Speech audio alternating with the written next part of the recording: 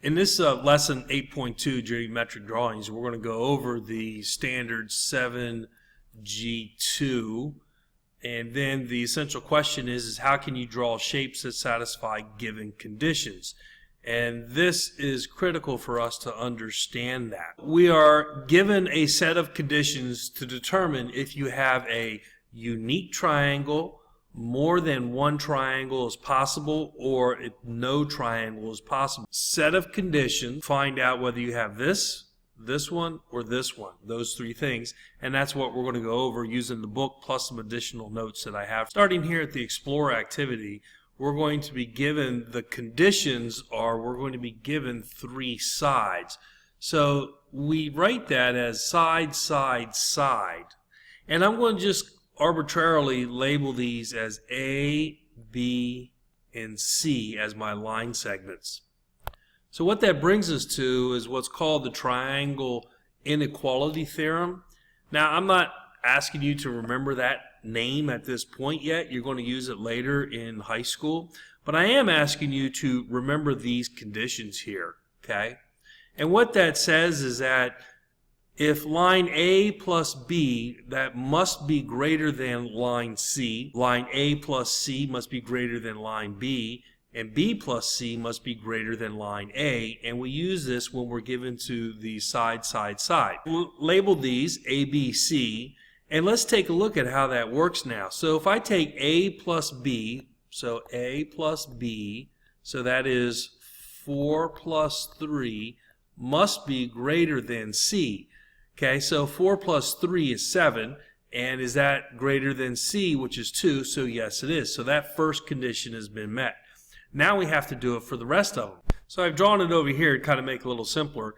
4 plus 3, which is 7, is greater than 2. Then we do the A plus C, so 4 plus 2, which is 6, is that greater than 3? Yes, it is. And then we do B plus C, is that greater than 4? So 2 plus 3, which is 5, is greater than 4. So based on the triangle inequality theorem, we've gone ahead and satisfied the conditions for if we're given the side, side, side values, is this a unique triangle? And yes, it is. So when given the side, side, side conditions, that's the three dimensions, the conditions must meet the inequalities, which is what we just did here, to be a unique triangle. Pictures that they show you here is using a software program that we don't currently have. So that's why I showed you the way I did. The next part is two angles and their side included. So that would be two angles, so A, and a side. And we can mix that up. This is an exercise that is done in the classroom, so we're going to do that in the classroom. But I do want to talk about it because it sets up the other unique triangle conditions. First one is what's called, which we just showed you, the angle side. Okay, we label it as AAS. And here's a diagram right here, what it looks like. It's just a triangle, and then this is the angle that's identified, this is the angle, and this is the side. So if you're given this, in degrees, this in degrees, then, and this side, that is a unique triangle.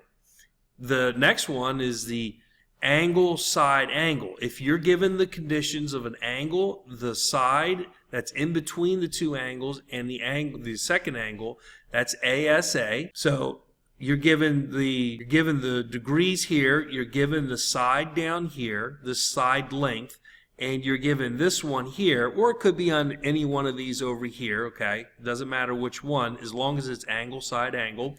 That too is a unique triangle.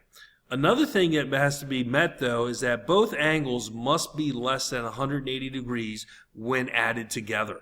Otherwise, if you add both of those angles 180 degrees, you get a straight line. The third condition is if you're given the side, side, side, which is what we actually talked about on the opening. So you're given the side, the side, the side, and that's where you have to use the triangle inequality theorem to see if that will make a unique triangle. If it matches, if it meets those inequalities, then you have the unique triangle. The last one is, or the second to the last one, is side, angle, side.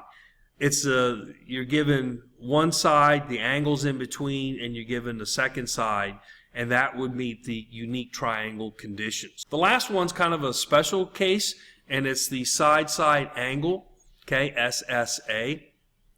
So you're given side, and then you're given the angle. However, to be a unique triangle, it's only if the angle is opposite, this is the angle, is opposite this long side. So if I had a dimension, like say that this was 6, I would expect this side must be less than 6. So if I have 4, then that would be a true condition. But if I ended up having it in a different way, let's say that this was 3 and this was 6, then this would not be a unique triangle.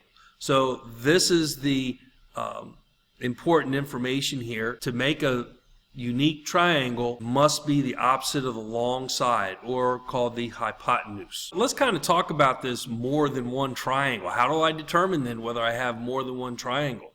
So we have to understand the idea between similarity versus congruent. Congruent means the same, okay? So let's look at the example of an equilateral triangle. So I have it drawn out here. I've put in my angles. They're all 60 degrees. That's equilateral triangle. And I've used a dimension of 1 for all 3 sides. So if I go ahead and I create a similar one, I'm using proportional relationships, okay? So 1 is proportional to 2. Then I have the same angles, so I have 60 degrees, but my sides are now different. They're 2, okay? So, 1 to 2, 1 to 2, 1 to 2, all right? So they're similar, but they're not congruent, because congruent means to be the same. So congruent, all angles and side must be the same dimensions. So I have a couple examples here. So if I did one with a side, I have my sides of 2, 3, 4. This is not an equilateral triangle. I just have 2, 3, 4. I still have to do my triangle inequality theorem. A plus B is greater than C. But if I drew another triangle, then that has to be the same, okay, 2, 3, or 4.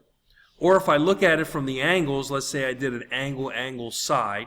So my first one I did at 45 degrees. I have a second angle is at 60 degrees, and my side of 3. For my triangle to be congruent, meaning the same, I have to have the same angles and the same side. I can't change that up.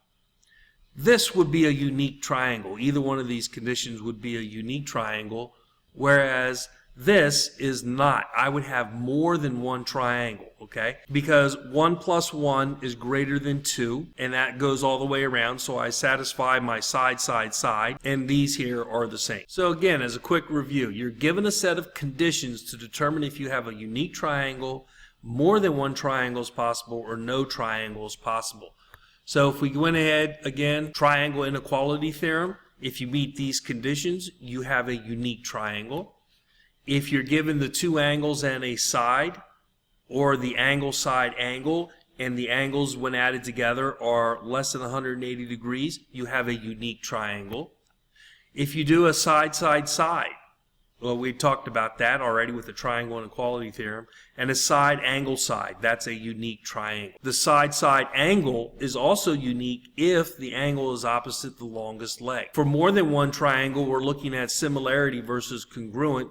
Similar is the angles are the same, okay, and you have a proportional relationship between the sides of the triangle, so they grew or they shrunk equally, okay. They're similar, so you can have more than one triangle. And then congruent, when we talked about the uniqueness, is that congruent, or it has to be the same. So congruent and unique are really one and the same idea. If we look here in the guided practice, we're given here's an angle, because remember that that's represents a right triangle. This is a side, and here's an angle.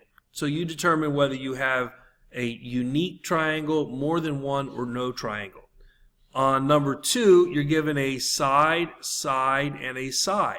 So you're going to have to use that triangle inequality theorem. The A plus B is greater than C, You have to determine that. This would also be the same thing. You're given a side, side, side. So that's one side, two sides, three sides.